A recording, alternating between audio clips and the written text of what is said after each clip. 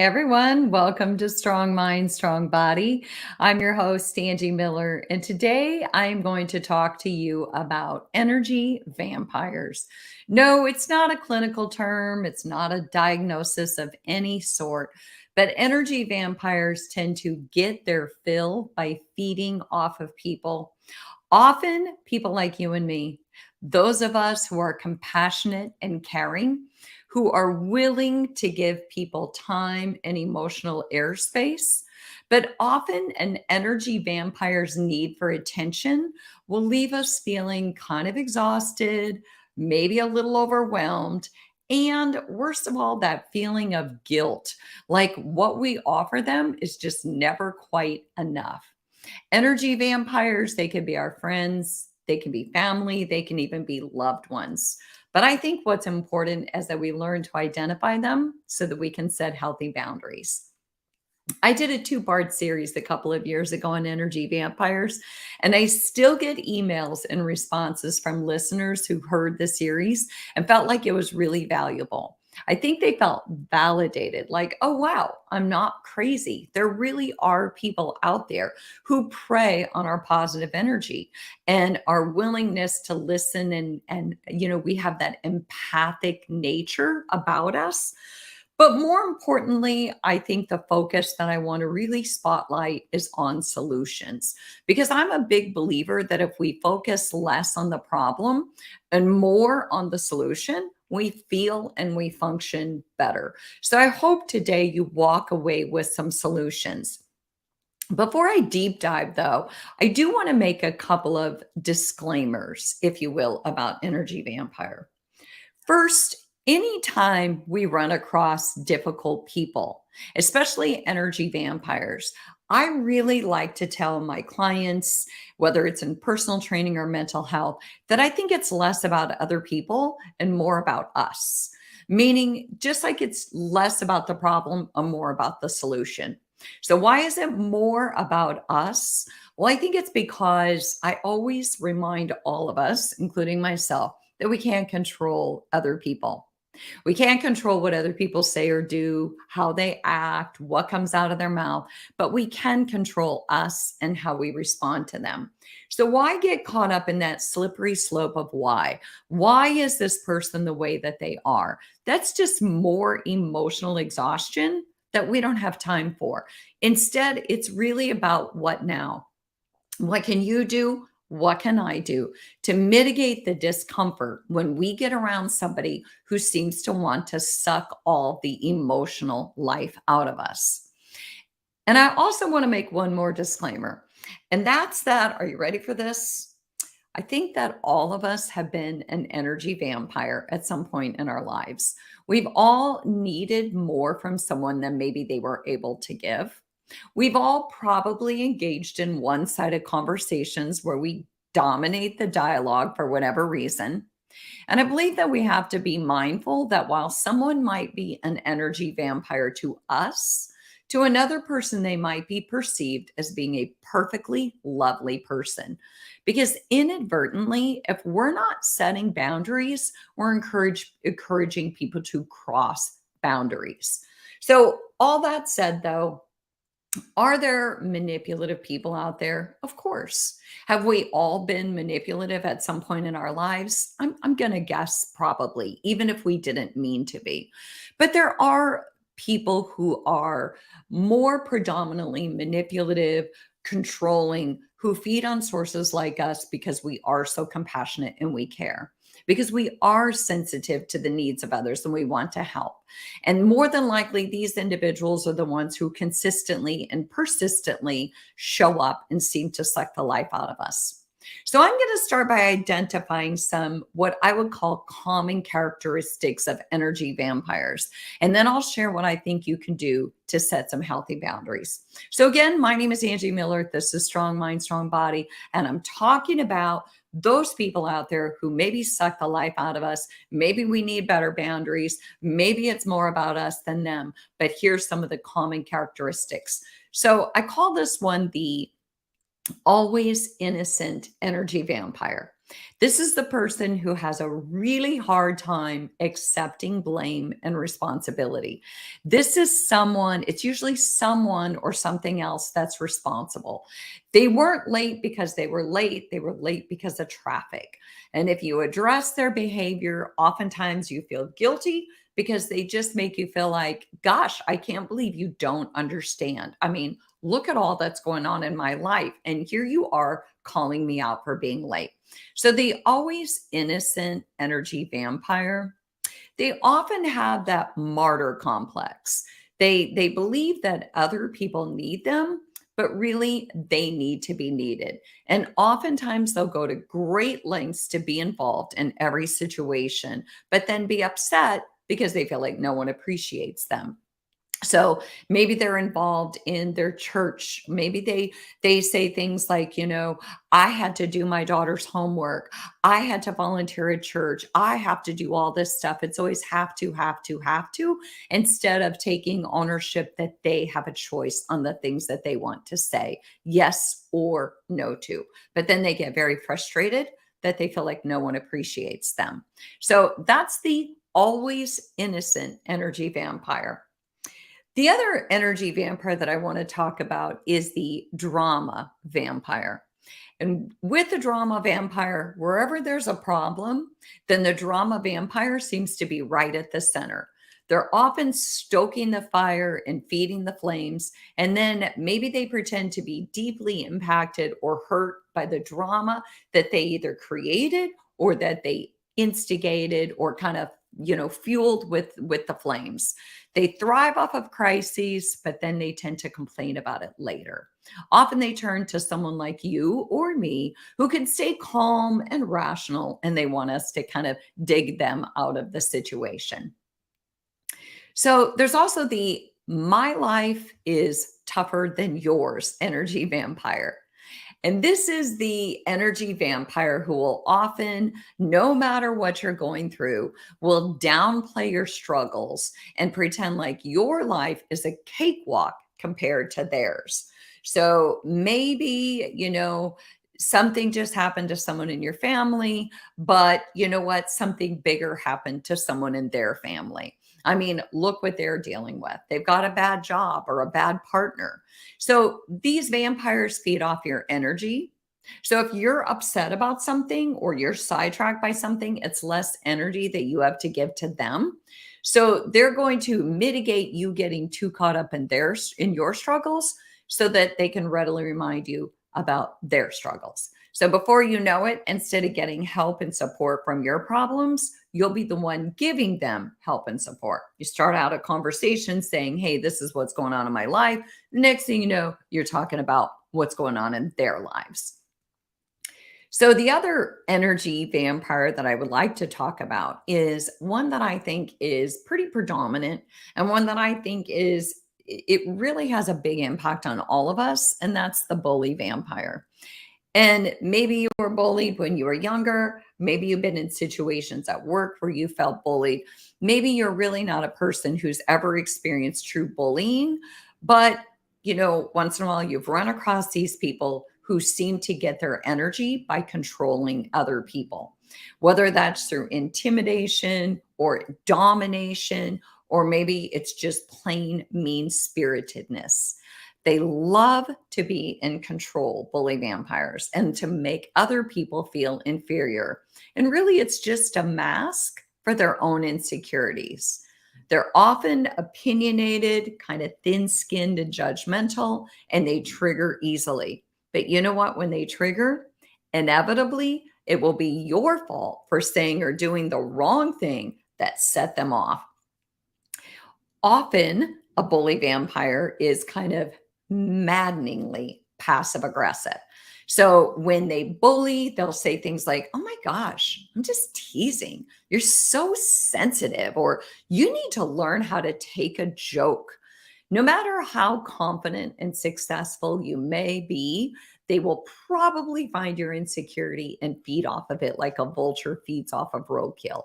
They especially love to do it when other people are around and they have an audience, so that if you get, quote, sensitive, then they can just point out that it's not them, it's you. All right. So, again, I'm Angie Miller and I'm talking about energy vampires. My guess is you've run into a person or two who's had these characteristics, and maybe there's been a time or two when you've displayed these characteristics. But the other energy vampire that I want to talk about is the narcissistic vampire. And narcissism is something that we're hearing all over the internet. It's all over social media. It's all over Instagram. Everybody's claiming everybody is a narcissist. And there truly is narcissistic personality disorder. But I'm not talking about what the DSM-5 says. I'm not talking about true diagnosis. But I am talking about people who often show up in a more narcissistic manner. So what does that look like? Well, narcissistic vampires tend to focus on what's best for them. They're often famous gaslighters. And that's another thing that we hear about. We hear about gaslighting. And there's an old movie, I think maybe in the 50s or before, about gaslighting and what that actually looks like. It's been around for years. It's just become very popularized by today's kind of culture of social media. But often narcissistic vampires are gaslighters. They engage in what I call crazy making, and I literally call it crazy making because they'll manipulate and twist the truth even when there's facts to prove otherwise. You know what you see, you know what you hear, and yet they blatantly refuse to take ownership. And they're famous for making you question whether you really are kind of crazy, and thus the crazy making. When they go too far, sometimes a narcissist in a close relationship will love bomb you and they'll fill your ears with everything you want to hear. But then when you let your guard down, they're kind of back to their old ways and they'll bleed you dry. And oftentimes, no matter how much you give, it's never quite enough. So then we have the underminer vampire. And this is the one who they're always one accolade ahead of you.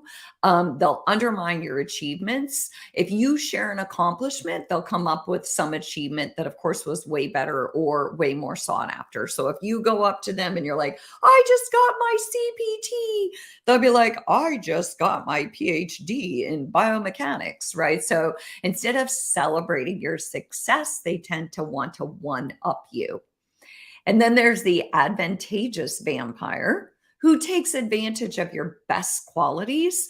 They know that you struggle with the word no, and this means that they will want to take whatever they can. They're often the client who will door drop you. And if you heard my episode with Carrie Schweer on wellness coaching, we talked about door dropping, how just as your session is about to end, they land a bomb on you like, oh, I forgot to tell you, my right shoulder has been killing me. All right. Just when it's time to end the session and you really don't have time to address their needs. And then we have the victim vampire. And this vampire is certain that the world is responsible for his or her woes. If he or she is stressed, it's their boss's fault. If she's controlling, it's because she had a controlling mom. No emotion is hers to own, but everyone around her is subject to how she feels at any given moment. Oftentimes with victim vampires, it's like walking on eggshells because if you say the wrong thing, you step on an emotional landmine. Victim vampires get caught up in blaming others for whatever is wrong in their life, and taking ownership is not something they seem capable of doing. So, like I mentioned earlier, when you hear those vampires, you may have heard your time or two, because again, I think we've all been guilty. But you might also recognize some people in your life who predominantly show up in this way in your world. And in the end, I do believe that you and me and all of us universally, we have to take responsibility for our own energy. So we do have to be cautious about who we let into our space and how we deal with them. And so that's how I really want to focus this podcast is what can we do? If we see that these people are showing up this way in our lives. And again, a narcissist may show up as a narcissist in your world.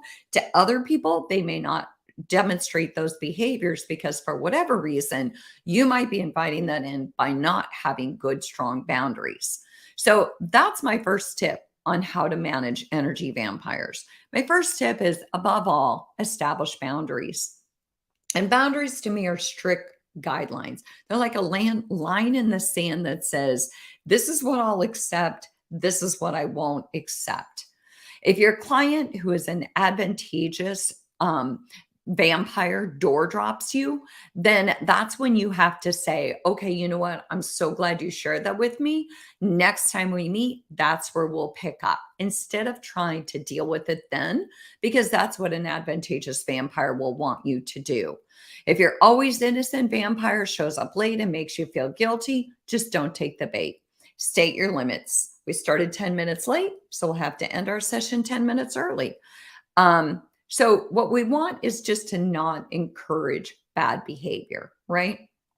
So my second tip for how to deal with energy vampires is don't wait for them to change. That's with anyone in life. If you're going to wait for people to change, you're going to be waiting a good, long, hard minute or two or a lifetime. We can't wait for other people to change. A lot of times it's just about adjusting our own personal expectations.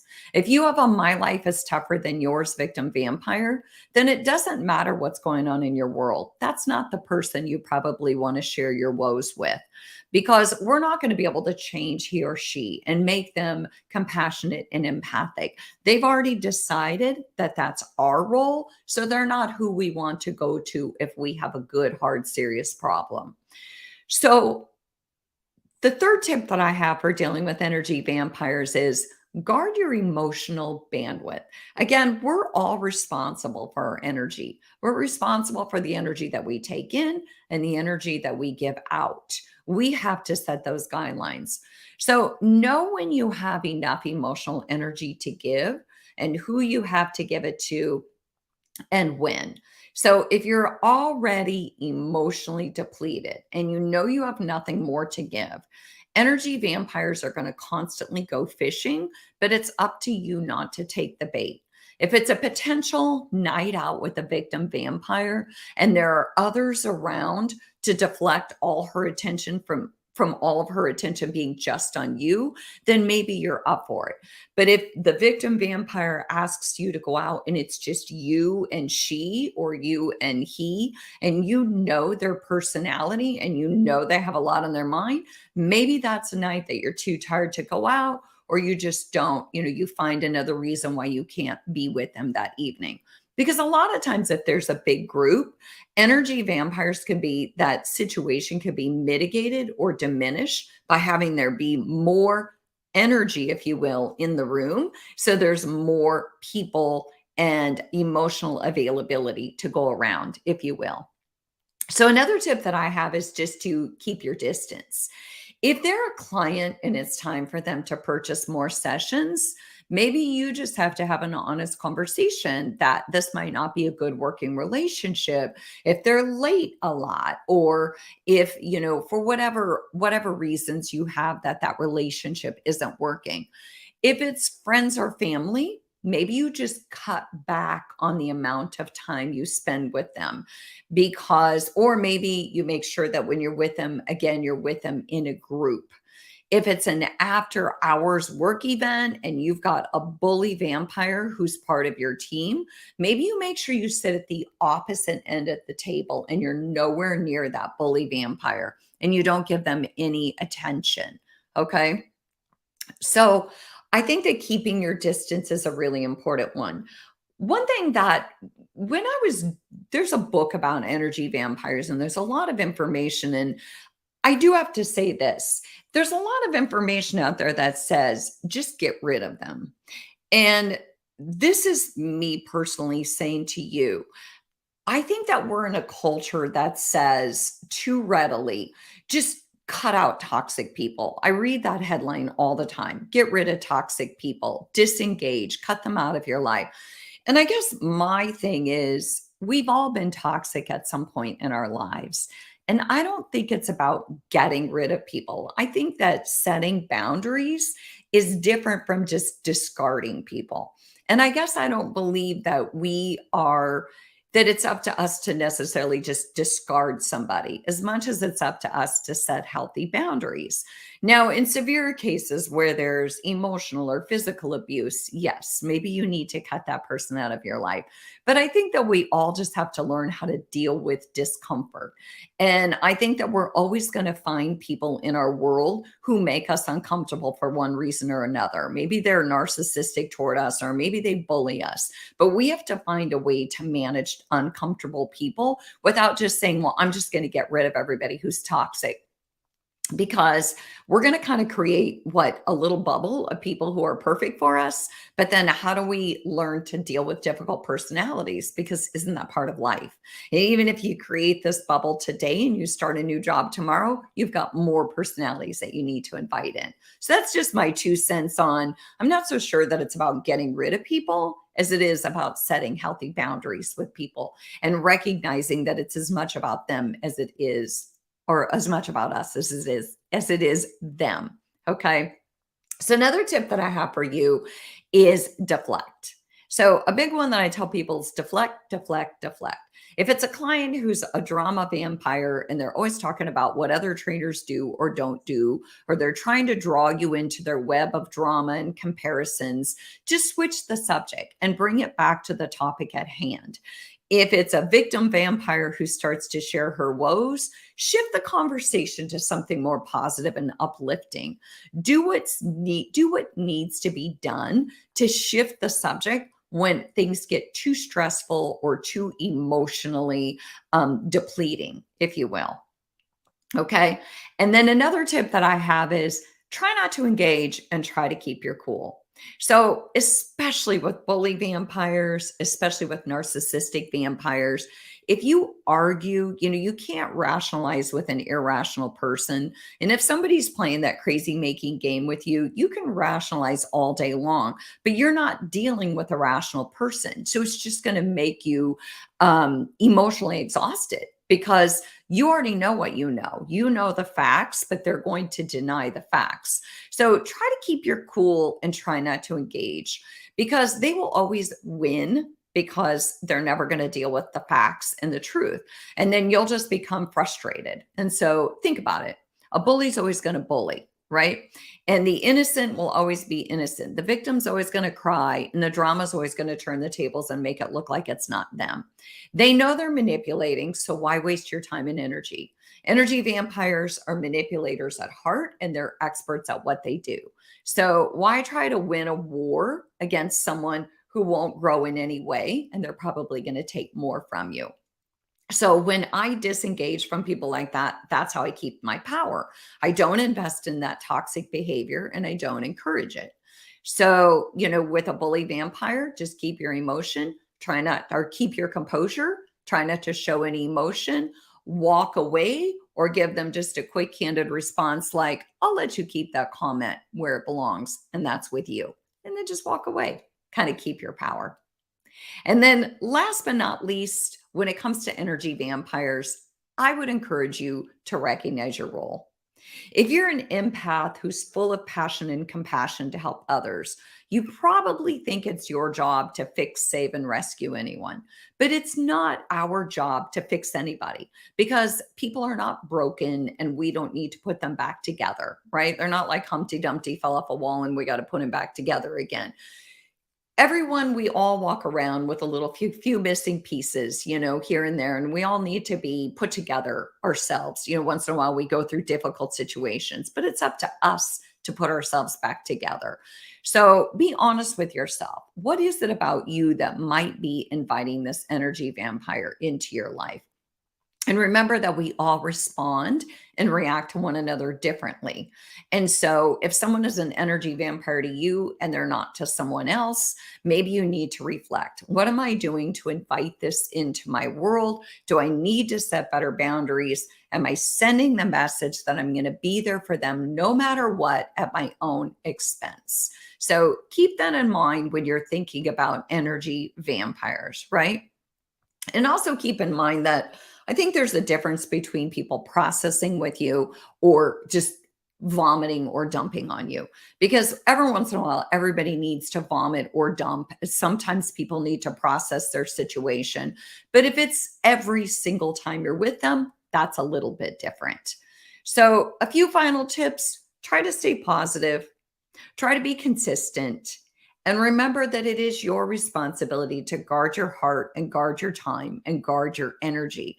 People will only take what we're willing to give, right? And so I think finally, first and foremost, it's important to try to surround ourselves with people who are like minded, people who share our values, and people whose energy matches our energy. So it pays to be cautious to who we let into our space, right? So, again, I'm Angie Miller, and this was all about energy vampires. I would love to hear from you. I would love to hear your thoughts.